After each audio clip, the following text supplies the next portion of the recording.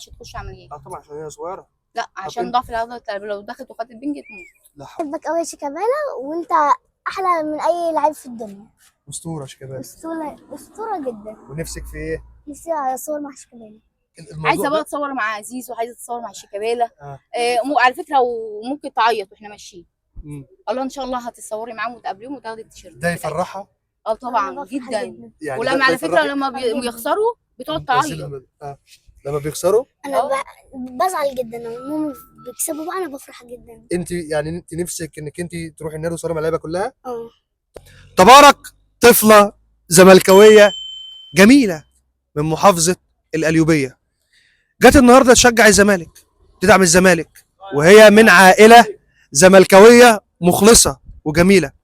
باباها رباها على حب الزمالك، ومامتها ربتها على حب الزمالك، ولكن وحط تحت كلمه ولكن الف خط. تبارك الطفله الجميله، ربنا ابتلاها، عشان ربنا بيحبها ابتلاها بمرض القلب.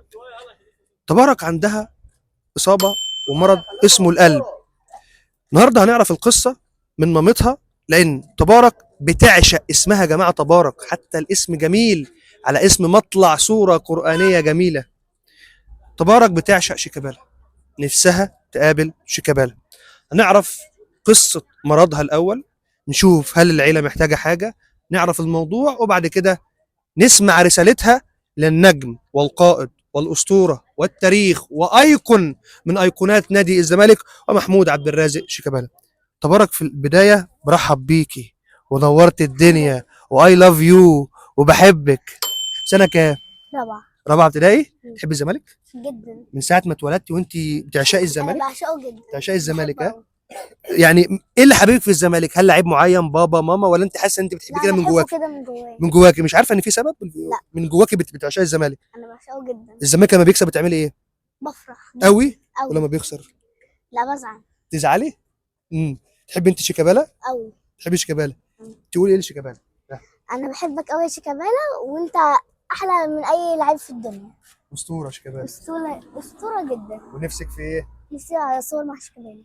ان شاء الله نوصل الفيديو لشيكابالا، ان شاء الله تصوري مع شيكابالا وكمان تاخدي التيشيرت بتاعه.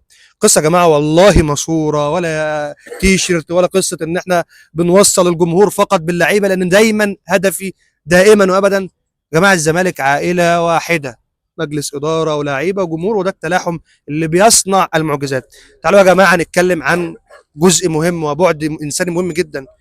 ست الكل، عايز اعرف ايه قصه اصابه بنتك الجميله الزملكاويه تبارك بالقلب؟ هو دور برد كان عندها وهي عندها سنه، ورحت كشفت عليها بقى ورحت المستشفى وكده، وقالوا لي ده يعني حاجه ايه نادره. مرض يعني نادر. كان عندها دور برد وسخونيه. وطبعا عملت التهابات، والالتهابات نزلت على القلب. فبقت عندها ضعف في عضله القلب، يعني من عمر سنه وهي بتتعالج بيه. يعني انا يعني ما فهمش في الطب قوي، بس هل الاصابه دي كل يعني ليها هم علاج؟ بيقولوا نسبه نجاحها 50%. نسبه نجاحها العلاج ملهاش عمليه، لان ما ينفعش تخش عمليات. طبعا عشان هي صغيره. لا عشان ضعف العضله، لو دخلت وخدت بنج تموت. لا حول ولا قوه الا بالله. طب انتوا محتاجين قرب السلمات من حضرتك، انتوا محتاجين حاجه في رساله عايزه تقوليها توجهيها؟ لا احنا نسينا بصراحه نقابل اللعيبه كلها والاسطوره. ونفسها على فكره، هي دلوقتي كانت كل مره بنيجي بعد الماتش وعايزه تتصور مع اي حد. احنا بصراحه اتصورنا مع الكابتن محمد شحاته ومش لاقي بصراحه قمه الادب. هي نفسها يعني الموضوع عايزه بقى تتصور مع عزيز، وعايزه تتصور مع شيكابالا. على فكره وممكن تعيط واحنا ماشيين. الله ان شاء الله هتصوري معاهم وتقابليهم وتاخدي التيشيرت. ده يفرحها. طبعا جدا. يعني ولما على فكره لما بيخسروا بتقعد تعيط. لما بيخسروا انا بزعل جدا لما هم بيكسبوا بقى، انا بفرح جدا. انت نفسك انك انت تروحي النادي وتصوري مع اللعيبه كلها؟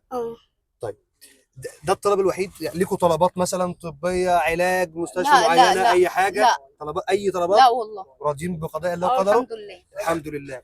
هنا اوجه رسالتي كابتن حسين لبيب رئيس مجلس اداره نادي الزمالك، رسالتي للدكتور حسام المندوه امين الصندوق بنادي الزمالك، رسالتي للواء احمد سليمان عضو مجلس اداره نادي الزمالك. انا بطلب من حضراتكم بعد ما هتواصل مع حضراتكم ان حضراتكم تكونوا اول ناس هتقولي قبل اللعيبه اول ناس تستقبله الطفله الجميله مريضه القلب تبارك في نادي الزمالك، يستقبلها رئيس النادي، يستقبلها مجلس الاداره، وانا واثق في هذا الطلب انه هيتنفذ. ورسالتي لكل اللعيبه ننسق ان شاء الله، والطفله تبارك تزور اكبر قلعه رياضيه في مصر وتزور اللعيبه. والدتها انسانه جميله ومثقفه، قالت لك انا مش محتاجه حاجه، ده عزه نفس، انا مش محتاجه حاجه، انا محتاجه حاجه واحده بس، بنتي تفرح. بنتي عندها ضعف في عضله القلب، وبنتي محتاجه ان هي فقط تفرح. تفرح ازاي؟ تفرح بحبيبها ومعشوقها الاول. ايه هو؟ طبعا نادي الزمالك، نادي القرن الافريقي الحقيقي واكبر قلعه رياضيه في مصر. ان شاء الله بوعد قدام الناس كلها تبارك والعائله والحاج الزملكاوي، يعني لسه الحاج ده قصه تانية، الحاج الزملكاوي العيله كلها ان شاء الله ننسق وتزوروا نادي الزمالك ونفرح ان شاء الله بنتي. اشكركم، وكل ما هو زملكاوي جميل طبعا، وكل ما هو زملكاوي جميل، كل ما هو زملكاوي عظيم، كل ما هو زملكاوي مخلص ووفي دائما وابدا. تاني وتالت ورابع، جمهور الزمالك غير ومختلف، جمهور الصفوه، الجمهور الراقي. تبارك، بحبك. سلام.